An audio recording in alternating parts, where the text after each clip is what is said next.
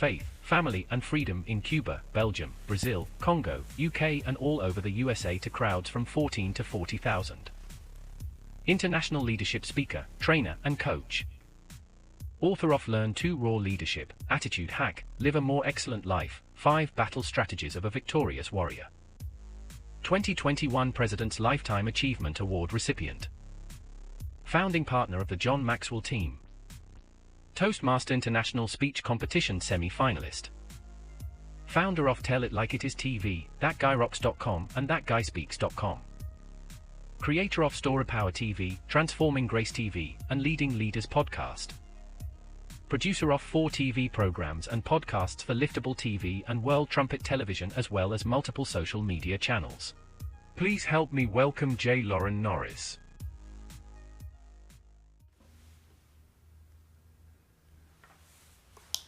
If you've ever been in the audience of that storyteller who tells a long and lavish, well-detailed story, but at the end, you ask yourself, why did you tell me that story? I mean, was there a point? Planes, Trains, and Automobiles, John Candy and Steve Martin. He actually told him. The next time you feel that it's absolutely necessary to tell one of your anecdotes, do me a favor and have a point. It makes it so much more pleasurable for the listener. That's what I want to talk about in this episode of Leading Leaders. Subscribe now for our extensive video library of leadership lessons promoting faith, family, and freedom.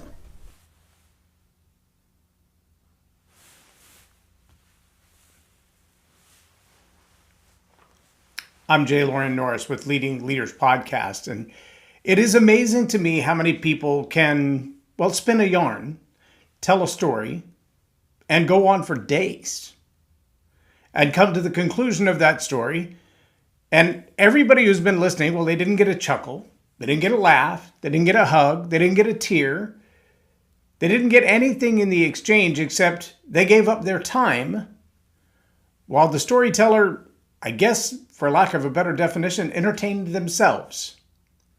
Because nobody else grew from it. Nobody else learned from it. Nobody else knows anything more now than they did before it started. In my opinion, in my experience, that's not good storytelling.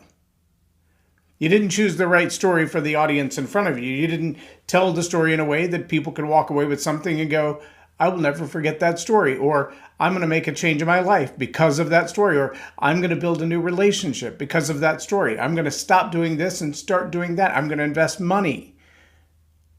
Anything. Now, the reality is most people who want to craft better stories, they want to tell better stories better, are doing so because they know it will grow their business. Because growing your business means more income, and more income means more freedom, and more freedom means you get to hang out with the people you want to, when you want to, where you want to, and how you want to. If that's not what you're looking for, then there might be another motivation for telling stories. But the truth is the same either way. No matter why you tell stories, you're going to have to invest something in that story. You're going to have to spend some time with it. You're going to have to rehearse it in your head or in front of the mirror or in front of strangers. You're going to have to invest a little bit of your own emotion in it because, frankly, a story that didn't make you laugh when it happened or didn't make you cry when it happened or didn't change something about you when it happened, it's not worth retelling. I mean, try it. And people are going to look at you like, why did you tell me that? It's the awkward social gap of those who love to tell stories that they have no merit to them. They have no meat on the bones. There's nothing to be gained by having heard it. So if you're going to be the storyteller in that situation, take some time to sit with the story. Let it ruminate. Have you ever been to this little restaurant in Dallas area? I guess they're around the world. I don't know. It's called the Melting Pot. And at the Melting Pot, they bring this pot of boiling water. And it sits on a sterno or on an electric plate so that it stays hot the whole time. And you have one for your chicken and one for your beef.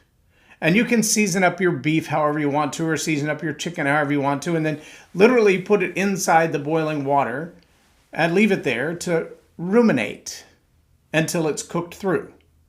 And of course, it's not advisable to eat it raw, but if that's what you decide you want to do, you can boil your shrimp in there, you can boil your chicken in there, you can boil your beef in there, and then they bring you 25,000 different sauces or chocolates or whatever else, and you get to dip those, and if you want to dip your meat in that, you could, but usually there's a teriyaki style sauce or a honey mustard style sauce, and there's some other goodies to go along with it. But when the chicken comes and the beef comes and the shrimp comes, it's always raw. You cook it yourself right there at the table. You got to ruminate it. And the longer it ruminates, obviously the more cooked it is. But sometimes that ruminating isn't just boiled water. It's got seasonings in it. It's got salts in it. It's got different minerals in it. And so it tenderizes the meat while it's in there. And it comes out with more than just the flavor of a boiled piece of meat.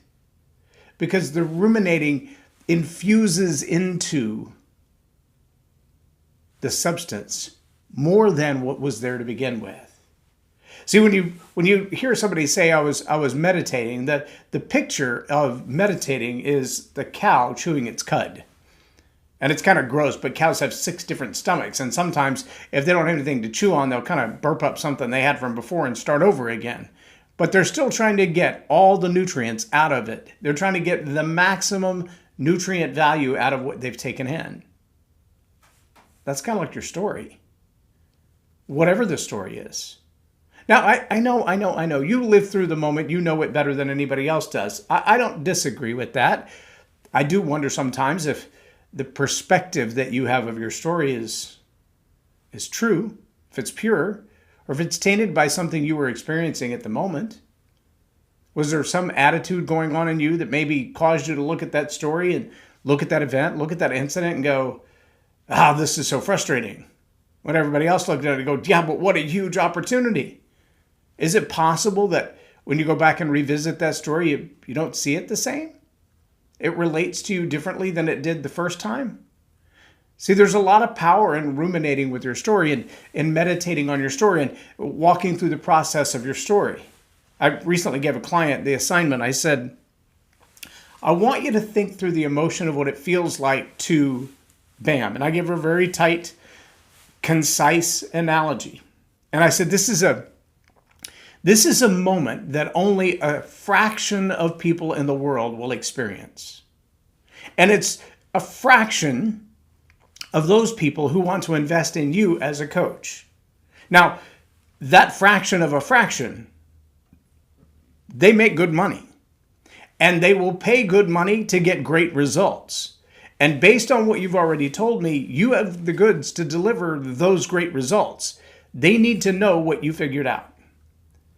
But you've got to figure out how to say that in just the right phrase.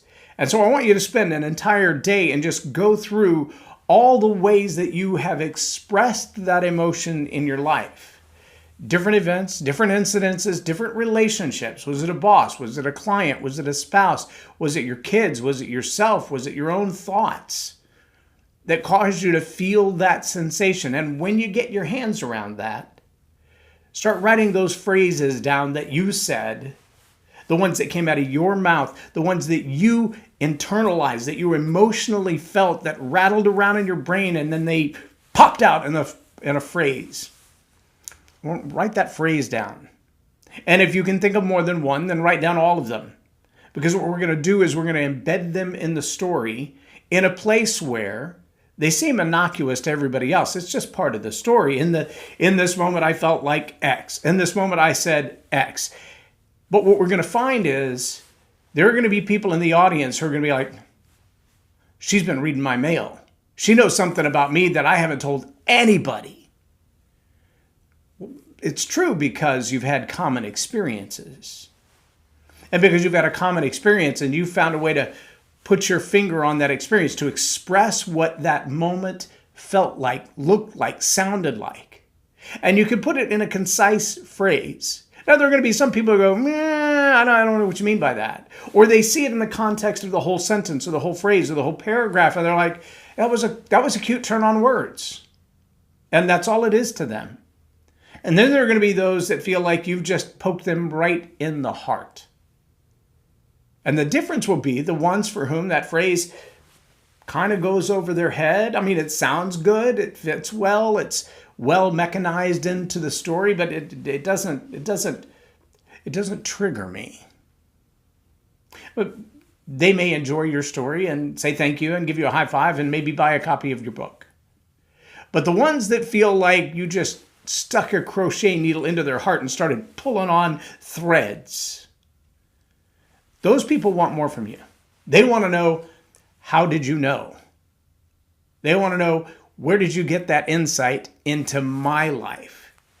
And better, they want to know, when you felt like that, what did you do about it? I mean, you seem okay now. And that's where the gold is. Now, here's the reality on the other side. Well, let me finish that part first. You've got to invest yourself in that story. You can't just ramble it off the hip. I mean, a lot of people are good at shooting from the hip. They don't have to put a whole lot of work into it. And I'll tell you, some of those are my toughest clients. Because they're like, I don't need any help telling stories. I can talk just fine. You can. But can you be intentional about the transformation you're driving for the other person? Can you be intentional about the results that you want to get from them without being manipulative and salesy? Can you tell them in a coy way that I can help you without begging them for their business or beating them over the head to comply? See, a lot of people, they can talk for hours, and at the end you wonder, why are you still talking? Others, they talk for a very brief period of time, but you feel like you've been had from the time they started talking because everything seems and feels and is manipulative. Those are completely different. In fact, I was with a client yesterday and they said, I love listening to Chef Ramsay, and he was giving an illustration for cooking mushrooms. And he said, if you have this kind of mushroom and you cook it like this, this, and this, that's fine. But if you tried to do that with this kind of mushroom, that'd be an absolute disaster. And I'm thinking mushrooms, fuffrooms. I don't know one mushroom from another. I certainly wouldn't know whether one should be blanched and the other one glazed. I wouldn't know how to blanch a mushroom to begin with. I mean, I can hear you say it, but give me a mushroom and a blancher? I don't know. I don't know from blanching mushrooms. I certainly wouldn't know from glazing mushrooms. I don't get it. But Chef Ramsay said it in such a way that this is kind of duh information, right? And you could see all the other chefs look at each other like, what's he talking about? He was talking over their heads, and they're all supposed to be professionals. They're supposed to be at the top of their game internationally. And he's still talking over their head. Now, there was somebody somewhere who went, yes, I'm so glad you said it like that. I was thinking exactly the same thing. That was so spot on. And everybody else is gone. See, that level of intuition and experience and expertise, that level of the maximum ability to deliver. When you're a good communicator, you focus there. You focus on the ability to resonate with your customers and perhaps entertain everybody who's there, but not necessarily your customer. You speak straight to the heart of the ones that want to do business with you because you know something they don't know. There's a great value in that. A lot of people have a gift of gab, and gab is about all it is. Transformation, getting to the heart of the matter, delivering the goods. That's a little different thing. Now, let me shift to the investment side of the listener. Because the listener has to be engaged in the story as well, meaning from the beginning of the conversation to the end of the story, they've got to, pay attention. But they've got to hear what's said, because it's easy sometimes even for a good storyteller to cause the eyes to glaze over and kind of roll back in the head. What's even more dangerous is when they get so deep into the word pictures of a story that the person they're telling the story to, or the audience they're telling their story to, feels like they're in a comic book novel. In their mind, in their imagination, they've gone to all these other places. They've taken them somewhere besides in the room. And that's okay in certain cases. If fictional stories is your arena or fantasy is your arena, that's fine. You want to draw these word pictures. You want to be able to illustrate and use metaphors and use allegories and analogies so that people kind of see the story and the facts from all kinds of different directions. Those are all good things. But transactionally speaking, whether it's a hug that you want or a high five that you want, whether you want somebody to shake your hand and say it was a great talk, or you want somebody to buy a book, or you want somebody to sign up for something, a new insurance company or program or policy, or Sign up for your coaching program. I don't know. Whatever it is you want them to do. Maybe you want world peace. Maybe you want these two countries to stop fighting each other. Maybe you want a new policy in the school district or a new policy in the city council. But at the end of the story, there's something you want them to do. The audience has to make that commitment as well. The audience has to say, I'm going to pay attention long enough, invest myself deep enough. I'm going to listen to what you have to say, at least enough to be able to say, that's for me or that's not for me. And if the audience isn't willing to make at least that investment, then you're wasting your presentation. You're wasting your talk in front of them. Now, odds are there's probably going to be 50% of the audience that's paying enough of attention at the end to argue with you about what you said, and 50% of the audience that zoned out, they were taking notes or playing on their social media and not really paying any attention at all. And of the 50% who are paying attention, they've made an investment. So what's their payoff? They invested the time it took to listen to your story, and here, are you going to make an offer for them that they can invest in to go to the next level? Or they've invested their time, they've invested their attention. What are you going to ask for them next? And will it be a payoff that's worth waiting for? See, there are a whole lot of people who can make an offer and even stack their offer, and they give you all this big value stack. You've all seen it on the webinars and everything else. They're all over social media. It doesn't matter if you're talking about buying the right kind of socks or building $1 million empire from your iPhone's video capabilities. All the webinars are out there. They'll walk you through the whole thing, and they stack and they stack and they stack and they stack and they stack and they stack and they stack. And the investment at the end sounds like I'm getting $20 million worth of stuff for $9.97. Or I'm getting $10,000 worth of stuff for only $47. And there's some kind of disconnect, some cognitive dissonance in the brain of the buyer that says, it seems like you're giving me a whole lot more than you're asking in return, and that always seems like a scam. It's natural within us, right? If you say to me, hey, I've got this Lamborghini in the parking lot, it's only $100. You're thinking, did you steal it? Whose is it? What's wrong with it? What's going to happen after I buy it? And the same is true when the listener is investing, not only in your story, but in the results behind the story. They're asking themselves, if you're offering all of this and the price is so small, what's wrong with it? How come not everybody's buying it? Because they're looking around the room and they're thinking, that seems like such a great offer, but am I the only one concerned that it's a bad idea? Am I the only one concerned that it seems like I'm giving a whole lot more than I'm paying for? But the investment on the side of the listener has to be realistic. It's got to be reasonable. It's got to be justified. I mean, you don't want to tell a story about the time that your cat got loose and you had to chase it all over the neighborhood and then conclude that story with nothing else and say, I need $10,000 from you. It doesn't work like that.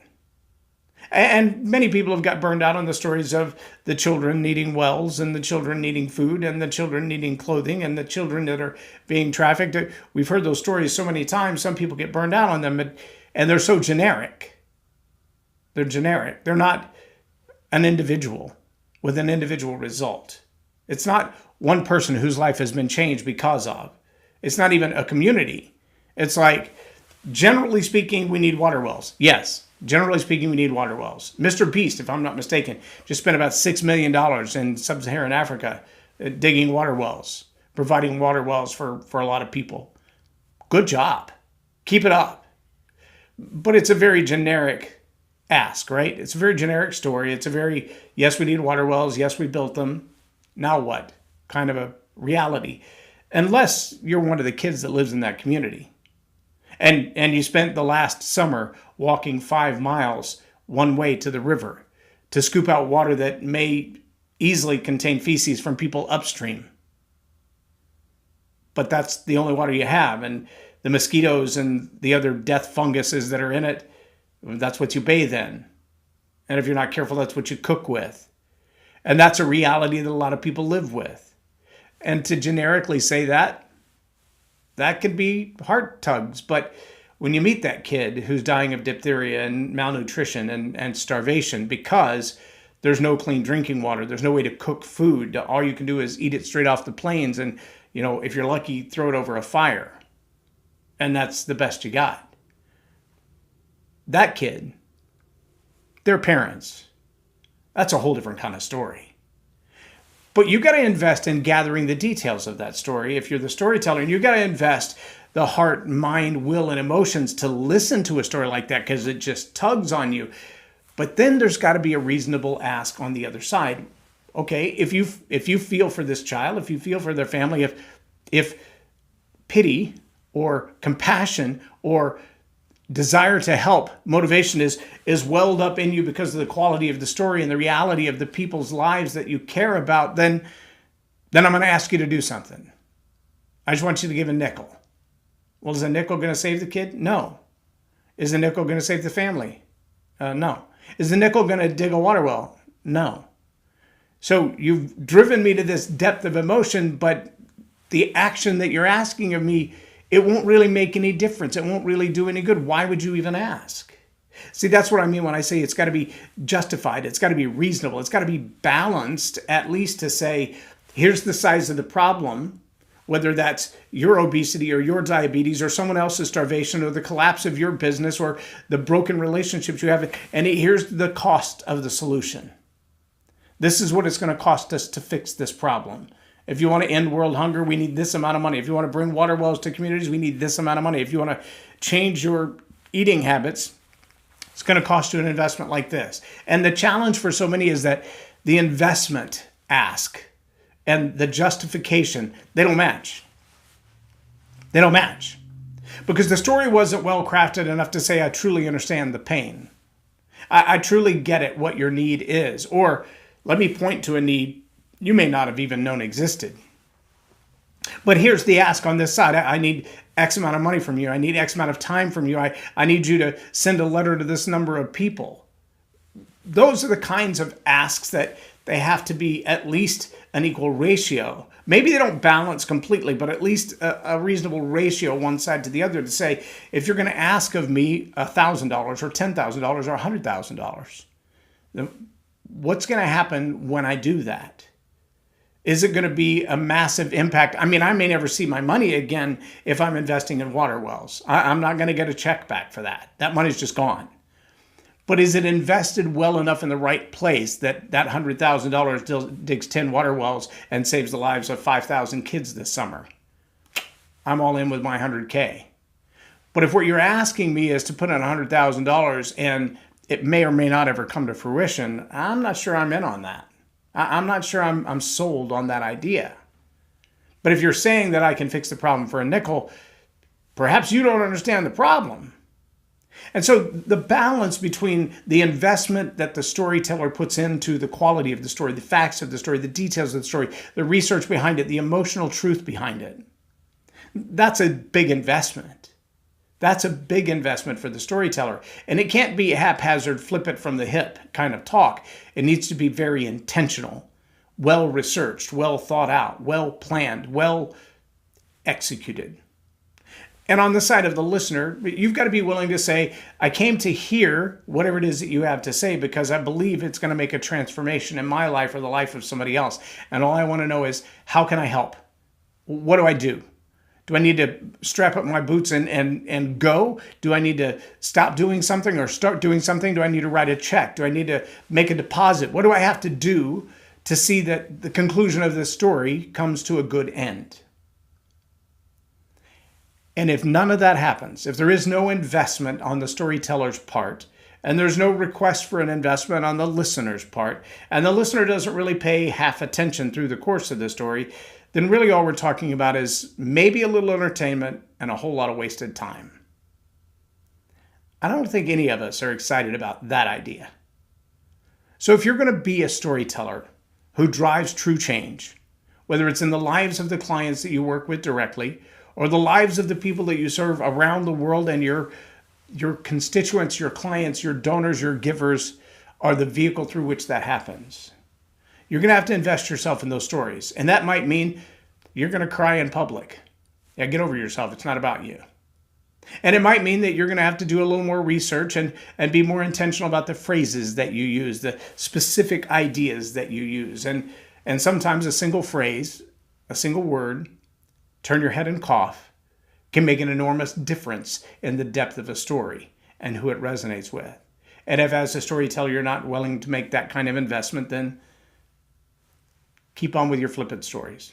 Shoot from the hip, entertain yourself, leave your audience numb, whatever. But if you're willing to make that kind of investment, then also make sure the investment that you ask of your recipients, your listeners, your clients, your donors, make sure the investment that you ask of them is justified in the quality of the story that you've given them. And the information and the emotion moves them to make the kind of investment that you're asking from them. And if you're the listener and you have an opportunity to invest to change lives, whether it's your own or people halfway around the world, give it at least enough attention to hear the story, to hear it out, to listen for those key phrases that make you say, I just can't not help. I got to do something. I got to change me. I got to invest to change them. I got to do something. And if you're not willing to listen that deeply, then go fishing. Why bother listening to the story if you're not going to be at least invested enough to decide if they motivate you to take action? In short, though, storytellers who tell better stories better have greater results, whatever the intended action is. And listeners who devote their attention for the moment, rather than scrolling their social media while they should be listening, they find a whole lot more result and opportunity in life to move forward. So take the time to invest yourself in the story, whether you're the storyteller or the listener. I'm J Loren Norris with Leading Leaders Podcast for Tell It Like It Is TV. Have a blessed day.